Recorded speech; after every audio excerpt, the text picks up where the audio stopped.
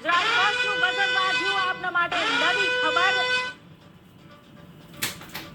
Cabinet મંત્રી કુંવરજી બાવળિયાએ પણ મતદાન કર્યું। તેમણે મતદાન કરીને લોકોને મતાધિકારનો મૂલ્ય સમજાવ્યું છે। એમને મત આપવા સંદેશ આપ્યો છે। રાજ્યના કેબિનેટ પ્રધાન કુંવરજીભાઈ બાવળિયાએ પરિવાર સાથે વિછ્યા ખાતે કન્યા શાળામાં મતદાન કર્યું છે। આપણી સાથે કુંવરજીભાઈ બાવળિયા છે, તેમની સાથે વાત કરશું।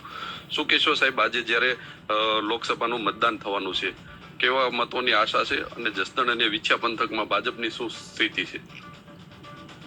વિશ્વના સૌથી મોટી લોકશાહીનો દેશ એટલે ભારત, જેની લોકસભાની 2024ની ચૂંટણીનું આજે મતદાન શરૂ થઈ ચૂક્યું છે। ગુજરાતની અંદર 25 સીટોનું મતદાન આજે થવાનું છે। આદરણીય પરસોત્તમભાઈ રૂપાલા લોકસભાની રાજકોટની બેઠક ઉપરથી ચૂંટણી લડી રહ્યા છે। આ બેઠક ઉપર ખૂબ સારા પ્રમાણમાં મતદાન થવાનું છે।